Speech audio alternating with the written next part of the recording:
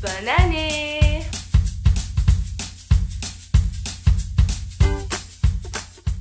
Hello tout le monde, j'espère que vous allez bien. On se retrouve aujourd'hui pour une nouvelle vidéo et j'avais très envie de vous souhaiter une excellente année aussi ici sur YouTube parce que ça fait un petit moment que j'ai déserté YouTube.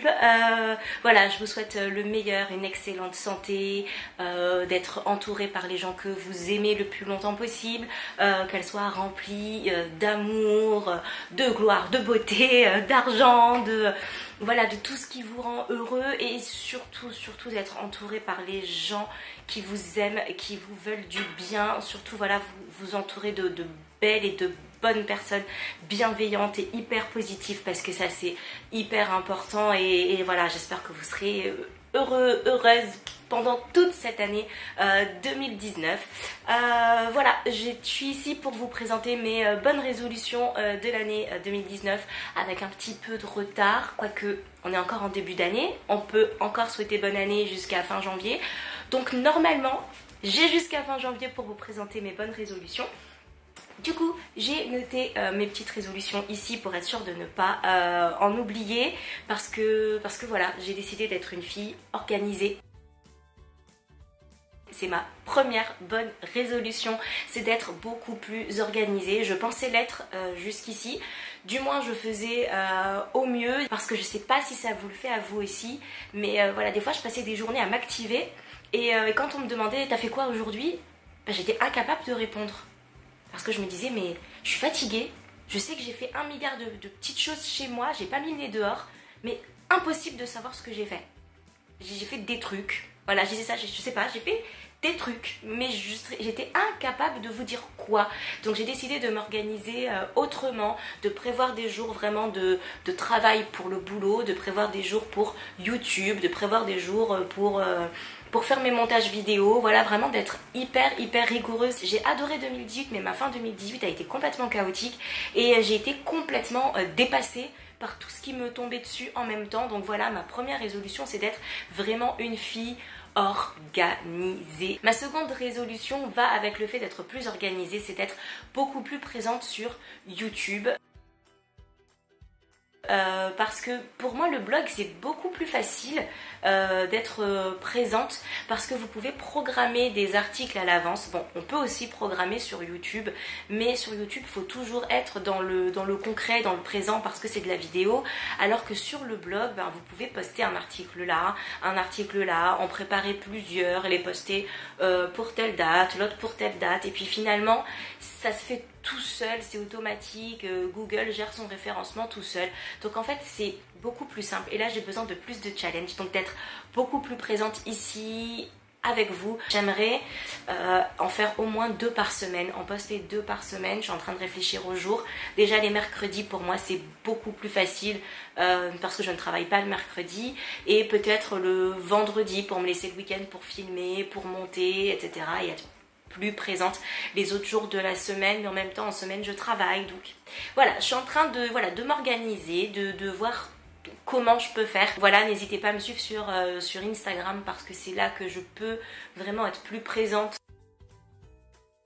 Prendre plus de temps pour moi, donc pour ça ben, il faut être une fille organisée. Tout découle de ma première résolution et essayer de prendre du temps pour moi, de me détendre, d'être bien chez moi. Vous voyez, mon vernis il est pas parfait parce que je fais partie de ces personnes qui vont faire leur manucure juste avant de partir. Vous voyez, ce truc qui est juste aberrant parce que tu sais que tu vas mettre ta main dans ton sac pour chercher ton passe Navigo, tu sais que tu vas mettre tes clés dans ton sac, tu vas devoir les sortir au fin fond de ton sac pour pouvoir ouvrir ta porte. Vous voyez, ces trucs là, voilà, ben ça c'est typiquement le genre de choses que je fais et c'est pour ça que mon vernis il est jamais nickel. Donc quand je dis faire des choses pour soi et prendre du temps pour soi, c'est le premier exemple qui me vient, mais c'est valable pour plein d'autres choses. Hein. Ça, voilà, moi je parle de la manucure, mais ça peut être autre chose pour vous. Mais ça, c'est quelque chose qui est important parce qu'à chaque fois que je vois mon amie Lucie, elle a toujours une manucure parfaite. Donc, je pense qu'elle arrive à trouver du temps pour elle et à se dire « Tiens, là, je me pose, c'est l'heure de ma manucure. » Mais moi, j'ai jamais « Tiens, je me pose, c'est l'heure de ma manucure. » C'est « Je dois partir dans 10 minutes. Punaise, vite, je vais faire ma manucure avant de partir. » Mais le temps de poser la première couche, la base, de mettre tes 2 couches de vernis, de mettre ton top coat et de mettre ton accélérateur de vernis, bah c'est l'heure de partir. Et du coup, ton accélérateur de vernis, t'as pas le temps de faire sécher ton vernis, même avec ton accélérateur qui, au bout de 5-10 minutes, te garantit une manucure finie. Voilà, et j'en ai marre. 2019, c'est l'année de la manucure, de prendre du temps pour soi, pour faire des choses pour soi et de se détendre. Je vais aussi me consacrer beaucoup plus à mon appartement. Parce que jusqu'ici, j'ai toujours été locataire et même en achetant mon appartement ici, d'ailleurs la vidéo de l'achat d'appartement arrive juste après, j'ai vraiment pendant longtemps eu cette attitude d'une fille qui loue son appartement, qui est en train qui loue l'appartement dans lequel elle vit. Et c'est ce que j'ai toujours fait depuis que je suis à Paris. Donc je me suis en fait sentie un peu comme une campeuse dans mon appart. Et j'en ai marre. Je ne veux plus me sentir comme une campeuse dans mon appart. Je veux le décorer, je veux qu'il me ressemble et je veux que ce soit chez moi en fait. Jusqu'ici, ma déco a toujours été en noir et blanc. Vous pouvez le voir derrière moi en fait. Je ne veux plus me sentir vivre chez quelqu'un. C'est chez moi, je dois prendre soin de mon appartement. Donc ma résolution qui vient juste ensuite, c'est décorer mon appartement. Donc j'ai déjà acheté un nouveau canapé. J'attends qu'il arrive, il arrivera fin février. Le truc met 10 mois pour venir, c'est juste incroyable. J'ai commandé un nouveau tapis, une table basse qui est censée arriver cette semaine. J'ai acheté un nouveau petit pouf que je vous montrerai dans mon haul déco. Voilà, prendre du temps pour mon appartement et le décorer. Mais juste avant de le décorer, et là c'est mon dernier point, c'est pour ça que je suis contente que toute ma déco arrive plus tard, c'est de commencer ce qui s'appelle en fait le decluttering, déclutter mon appartement. Fin 2018 et ça va avec toute mon organisation, etc.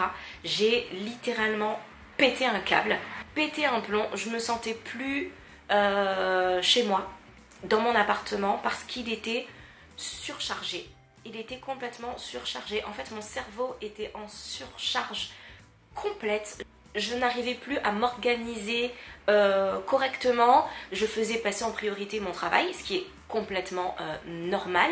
Mais en dehors de ça, personnellement, je me suis juste sentie absolument surchargée. J'avais le cerveau qui était encombré, mais complètement encombré d'un milliard de petites choses. Et lorsque j'ai décidé en fait d'aller chez mon ostéopathe, ça je vous en ai parlé sur Instagram, mais voilà, vous n'êtes pas toutes sur Instagram. Lorsque je me suis rendue chez mon ostéopathe, j'y étais pour mes côtes, hein, j'y étais pour une véritable raison. J'ai bien compris qu'on ne pouvait rien faire pour mes côtes en fait, il fallait juste que je me tienne plus droit.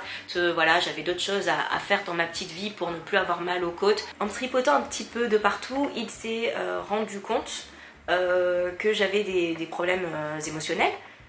Donc ça, je le savais déjà. Je lui ai dit qu'en fait, j'étais complètement surchargée. Il m'a dit, c'est exactement ça, votre cerveau, enfin, je sais plus quelle zone du cerveau, vous savez, je suis pas stéo, hein. Il m'a dit, mais vous êtes complètement stressé, vous êtes surchargé, surmené, et je le savais très très bien. Et je lui ai dit de moi-même que tant que mon appartement ne serait pas vide, je vais vous mettre une photo juste là, quand j'ai commencé justement à déclutter mon appartement, puisque suite à ça j'ai commencé à trier mon appartement, à le ranger. Donc ça c'est l'état de ma salle de bain quand j'ai pris tout ce qu'il y avait dans mon appartement, parce que j'en avais disséminé partout, hein, des produits de beauté, donc je me rendais pas vraiment compte. Quand j'ai mis tout ce que j'avais dans ma salle de bain, je me suis rendu compte que j'avais un sacré problème en fait. Et c'est quelque chose que en fait vous savez, mais que vous ne dites pas avec des mots. En fait, vous le savez, mais vous ne voulez pas mettre de mots parce que ce serait rendre votre problème réel en fait. Et quand je me suis rendu compte de tout ce que j'avais, je me suis dit effectivement j'ai un problème, je ne sais pas jeter. Et je lui ai dit je ne sais pas jeter. Et je le sais, je ne sais pas me débarrasser de mes affaires, je n'y arrive pas. Autant les vêtements j'y arrive, autant tout le reste. Et encore les vêtements, il y a beaucoup de choses que je garde depuis la nuit des temps qui ne me vont plus. Je sais très bien que ça ne va pas, mais je n'arrive pas à m'en débarrasser. Et je lui ai dit, oui, j'ai un problème. Je ne sais pas vider. Et il m'a dit, depuis quand? Et en vrai, je le sais très bien depuis quand j'ai ce problème-là. Mais j'ai jamais mis de mots dessus. Je ne l'ai jamais dit à voix haute. je l'ai gardé dans ma tête en me disant que vu que c'était dans ma tête, je le savais, donc j'avais juste à m'arrêter là. Et je lui ai dit, ben, depuis que j'ai l'âge d'avoir une chambre à moi en fait, depuis que j'ai l'âge où ma mère ne me dit pas range ta chambre par exemple, et c'est depuis que je suis ado, depuis que j'ai 12-13 ans que j'ai ma chambre à moi vraiment toute seule. Et en fait ça a coïncidé avec l'âge où j'ai perdu mon papa en fait. Le but n'est pas de faire pleurer dans les chaumières, hein. J'ai juste pas fait mon deuil, hein, tout simplement. Et en fait depuis ce jour-là, je garde tout, mais tout, absolument tout. Je n'arrive pas à me débarrasser des choses parce que j'ai peur des choses qui ne m'appartiennent plus en fait. Et voilà, le fait de lui en avoir parlé, le fait qu'il m'ait forcé et que ce soit quelqu'un d'extérieur qui ne me connaissait absolument pas, que je voyais pour la première fois, ça m'a beaucoup plus aidé que juste quelqu'un que je connais et qui va me dire les choses et je vais dire oui je sais. C'est-à-dire que là il m'a forcé à les dire, il m'a forcé à me dire mais votre problème il vient de là en fait, et tant que je n'aurai pas vidé mon appartement, et je le sais, là-dedans ça n'ira pas. Et j'ai commencé justement à trier mon appartement. J'ai besoin d'une méthode. Me dire qu'il faut ranger, c'est bien. Dire aux gens qu'il faut ranger leur appartement, c'est bien. Je range mon appartement. Je faisais du faux rangement, certes, mais mon appartement était rangé.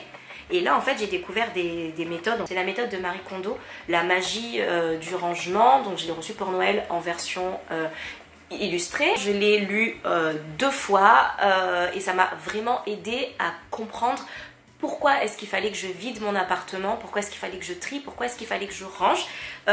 J'ai également eu Ranger l'étincelle du bonheur, toujours de Marie Kondo, et le dernier livre qui me correspond un petit peu moins parce que j'aime moins la façon dont c'est écrit, mais ça vous permet d'avoir des petits exercices au quotidien pour trier, ranger, c'est apprendre à jeter et simplifier sa vie, donc désencombrer, trier, s'organiser, vivre mieux, de Donna Smalin, je ne sais pas si je le prononce correctement, je vous mettrai ces livres en barre d'infos s'ils vous intéressent. Et très franchement, j'ai compris ce dont j'avais besoin, ce qu'il me fallait, et depuis en fait que je trie mon appartement, que je le range, j'ai commencé par jeter des choses dont je n'avais pas l'utilité ni besoin, et ensuite j'ai commencé à trier, pas comme je faisais pièce par pièce, mais vraiment objet par objet, tous mes vêtements au milieu, par terre, et commencer à les trier un par un. Ensuite mettre, c'est pour ça, d'où la photo, tous mes produits de beauté, de soins dans ma salle de bain pour me rendre compte en fait de tout ce que j'avais, pour pouvoir commencer à jeter. J'avais des fonds de teint que j'avais depuis 3 ans, ouverts, utilisés, pas finis, mais depuis 3 ans, des choses que je n'utilisais pas, mais qui étaient là. Et je me disais, mais je peux pas les jeter.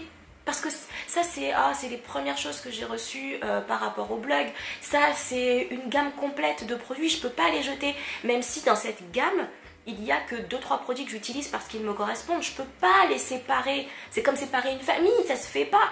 Et toutes ces choses. Et depuis que j'ai réussi à vider, en fait, c'est pas fini, parce que je peux pas faire ça du jour au lendemain. Je peux pas passer, depuis que j'ai 12 ans, j'en ai 32, ça fait 20 ans que j'accumule. J'accumule pas des choses depuis 20 ans, mais ça fait 20 ans que j'accumule des choses et que j'ai du mal à m'en séparer.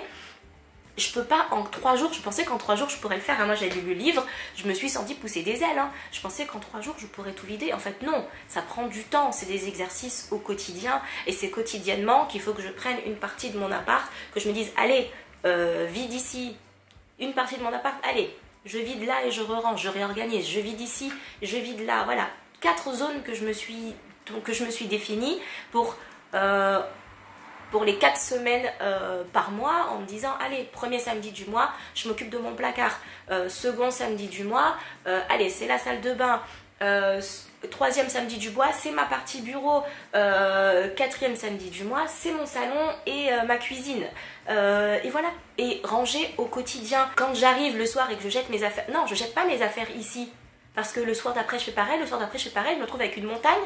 Et non, en fait, apprendre à ranger au fur et à mesure. Et ça, pour moi, c'est super dur. Et maintenant, j'y arrive. Et mon cerveau, je vous assure, est complètement désencombré. Je suis désencombrée.